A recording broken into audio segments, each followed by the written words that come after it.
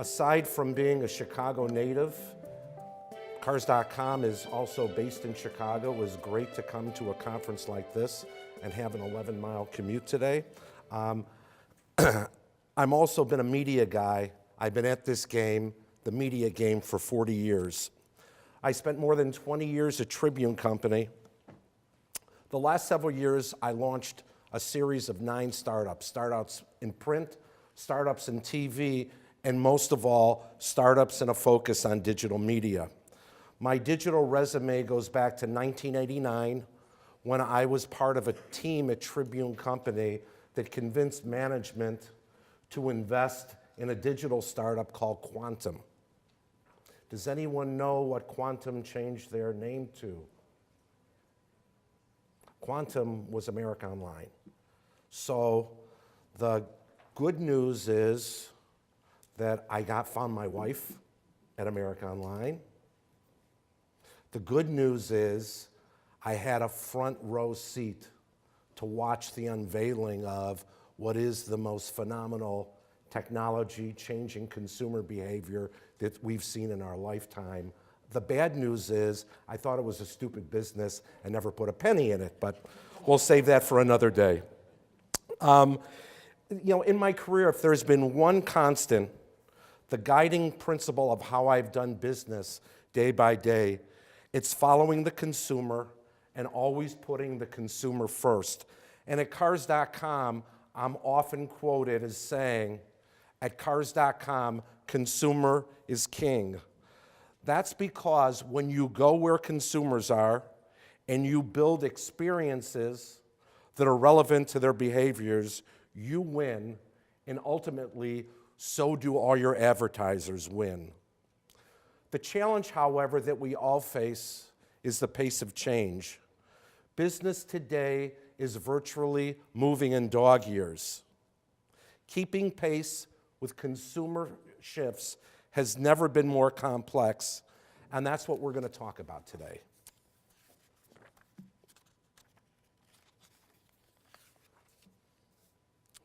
So I thought one of the best ways to illustrate that shift is the recent naming of the Pope. In just the last 8 years, it shows how, as a society, we've become wired differently, and I mean wired differently literally. When news of a new Pope spread in 2005, most people heard about it through traditional media. Now, fast forward to a few weeks ago. The white smoke was drowned in tweets and Facebook posts. Chances are most of you heard of this directly or heard of it through someone else who heard of it through social media. The Pope himself even went to Twitter to announce the news, the first time that's ever happened. Just to put this in perspective, there were 130,000 fresh tweets per minute that entire day. So, obviously, the world has changed. It's truly changed, and so has car shopping. And let's take a look at that. So back in the early days of our business, back in 97, 98, 2000, dealers and manufacturers controlled most of the information. Consumers had to either be tethered to a computer, call you, or visit you to get the information they needed. Their perception of you was largely dictated by your community involvement and what you said about yourselves in your traditional advertising. Clearly not the case today. You live in a world where consumers are driving in the process, and you're sometimes along for the ride. Consumers want transparency, and they can get that online, anytime and anywhere, thanks to mobile devices. Instead of sending a lead, calling a dealership, and walking onto the lot to get information, consumers are getting everything they need today without contacting a dealer until they're absolutely ready. And instead of relying on advertising and traditional media to form branding perceptions, they're relying on social media, reviews, and other independent and unbiased content provided by sites like Cars.com and Edmunds.com. The end result, a more informed consumer. The challenge for dealers, understanding consumer behavior to have more influence on them. We're seeing three areas in particular that impact our dealers' businesses: social, mobile, and dealer branding and differentiation. First is social, and Sean talked a lot about this. Shoppers are using social networks and consumer-generated content in the purchasing process. There's no question about that. This includes asking for recommendations from networks on platforms like Facebook and Twitter, as well as reading dealer reviews on sites like Google Plus Local, Cars.com, and Yelp. In mobile, if the internet empowered consumers to research vehicles, compare prices, and learn more about dealers before ever having to contact them, mobile has made this wealth of information available anywhere, anytime, any place. It has completely changed the game as we know it for car shopping. And as for branding, more consumers are going online, not just to research and decide on a vehicle, but also to choose the dealership they're going to do business with. This is particularly the case with new car shoppers. Consumers want to work with a dealership they trust that will provide them a great experience, not only on shopping, purchasing the car, but also in F&I, and also, very importantly, 92% of consumers on the service side of the business. Managing your reputation with consumers and focusing on your brand both offline and online is absolutely critical today.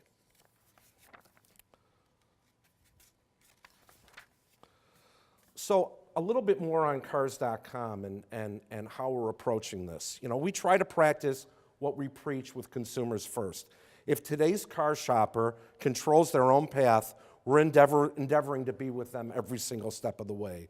That means providing consumers with the information they need in the way they want it on the platform of their choice. And here's a few of about 40 examples that we do on a daily basis on our website. Side-by-side vehicle comparisons, dealer reviews, consumer reviews, special offers for every single vehicle, including every single new car vehicle, and even our new Cars.com redesigned website.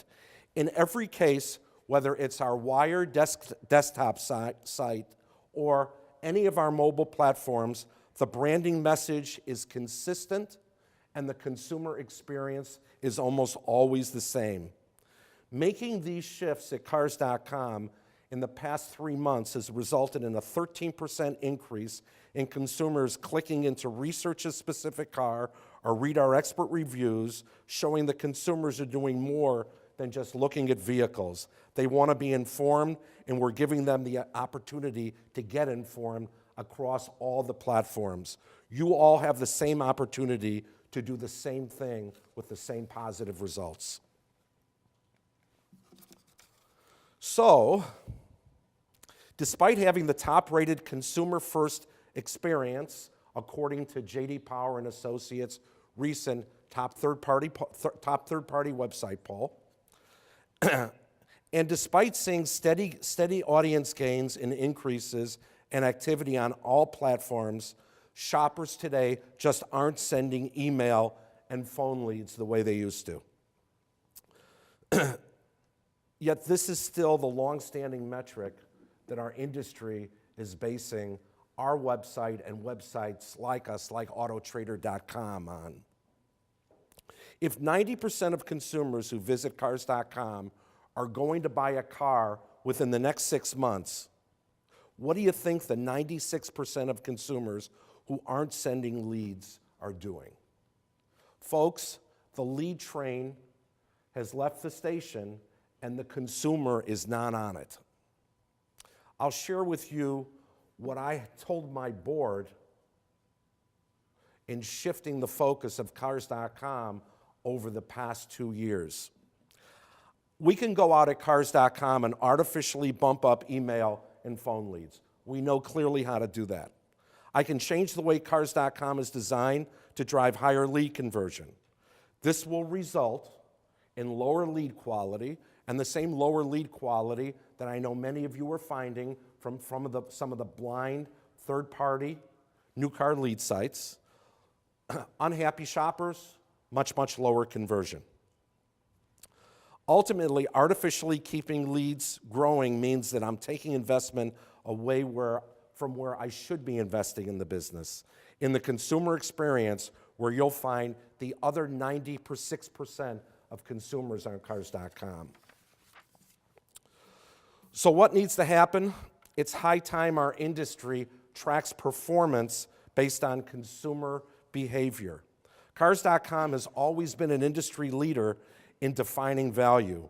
We introduced toll-free tracking for used cars in the industry. We were first to market with that, and we were the first ones in market to introduce chat, which is still an important part of the consumer experience and communicating with dealers. And we've stressed the importance of walk-in traffic from internet sites for years.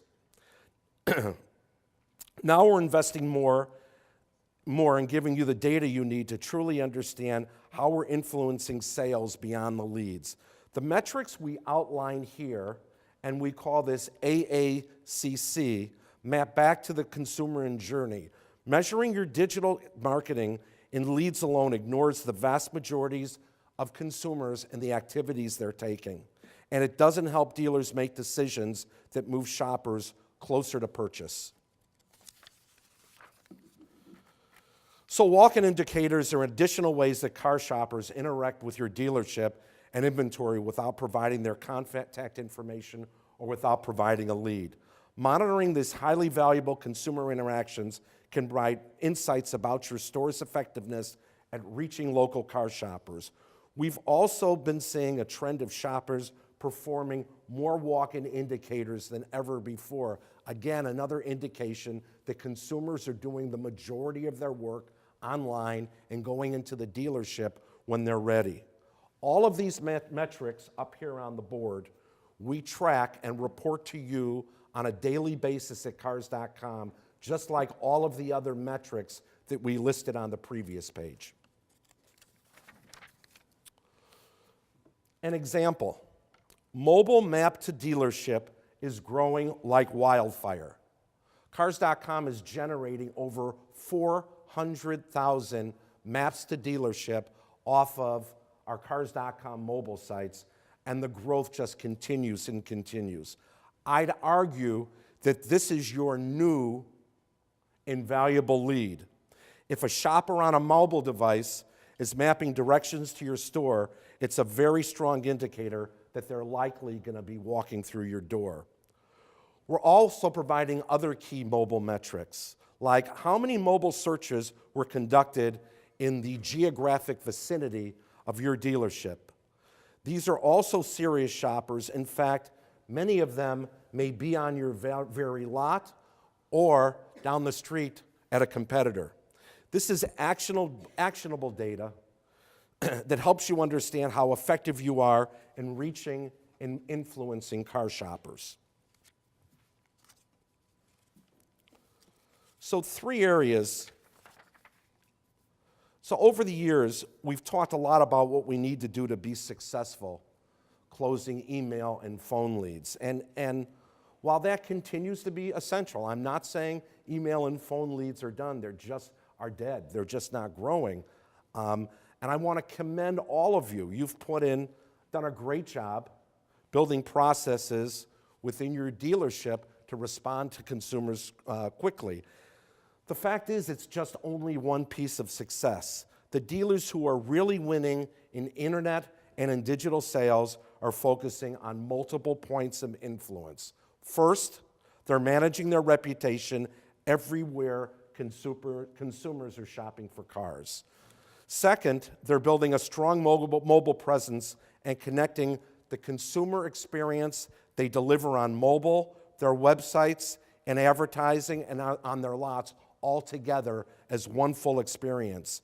And finally, these successful dealers are looking at branding not as just something they do in newspapers and TV, but something they do consistently everywhere consumers are becoming aware and building their consideration sets of which dealers to do business with.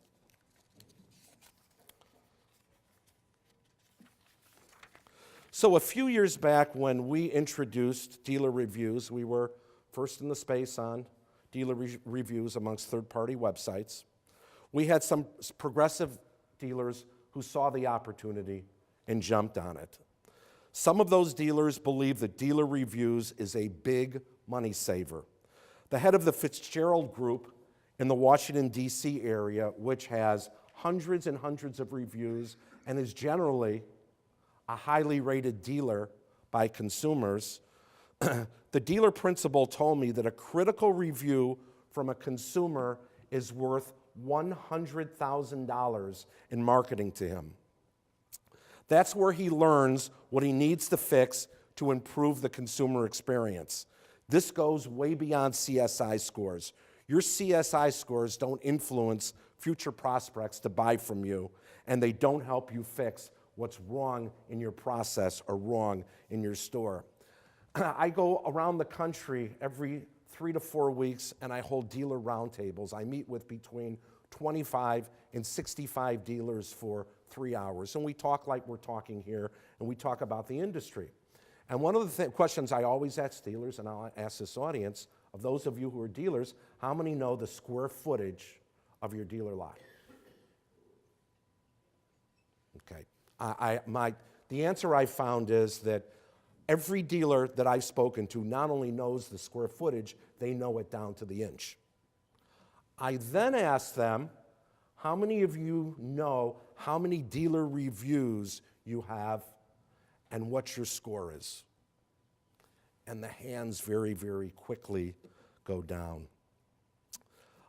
Dealer reviews is another metric that we need to put on a pedestal and start tracking, because this is where you really and truly can differentiate yourself from your competitors.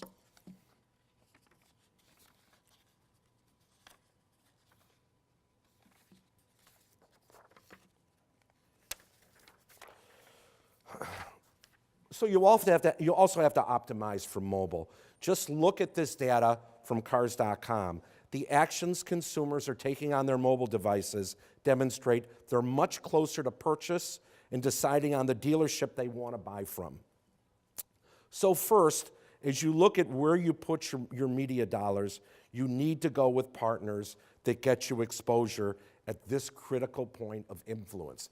If they don't have a significant quality mobile presence, you are missing half the market. Make sure they have a mobile strategy that extends. Well, first they have to have a quality audience, and make sure they have a mobile strategy that extends that audience, that enhances that audience and that experience. Second is mobile search. And a large portion of dealers' search budget, and this is according to a study that Dadium conducted last year, it's a waste. 55% of dealers' digital budgets are spent on search, and a big, big, big portion of that is wasted. They could get that free otherwise. Since shoppers use their smartphones when they're very close to purchase, you should take some of those search dollars that you're using and spend them on mobile. And there's an added bonus here, because we do this and we spend a lot of money here. Mobile search is very, very inexpensive.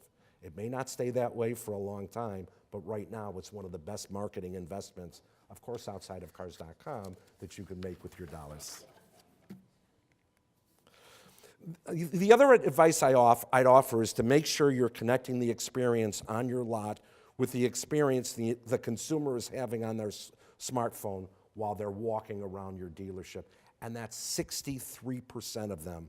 When consumers are on your lot, they're shopping you against your competitors. So my recommendation is not to run from this, it's to help them do it.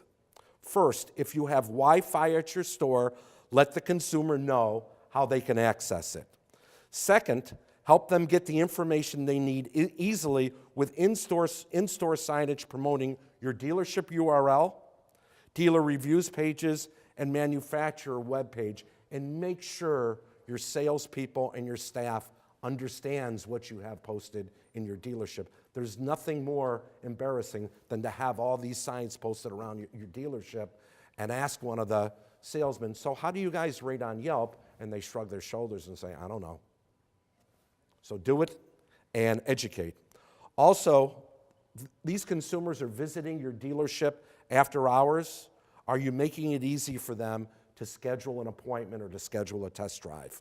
Think about how you're connecting your experience on the lot with the behaviors that shoppers are experiencing anyway, and you put yourself in a better position to influence the decisions that they're making. So the reason I say that is this, that the second a shopper feels like they have to leave your store to get the information that they need is the second that you've lost them. Walking through their process with them on a mobile device, whether they're looking up features, pricing, or reviews, whatever they need, gives you the opportunity to tell your side of the story. The last recommendation I'd make on mobile is kind of a no-brainer, but it's one I don't see practice a great deal. Give your people the same devices that consumers are using. At Cars.com, we supplied all of our salespeople, local, national, regional, with iPads. Not staffing your staff, not outfitting your staff with the same device as your customers is putting your staff at a significant disadvantage.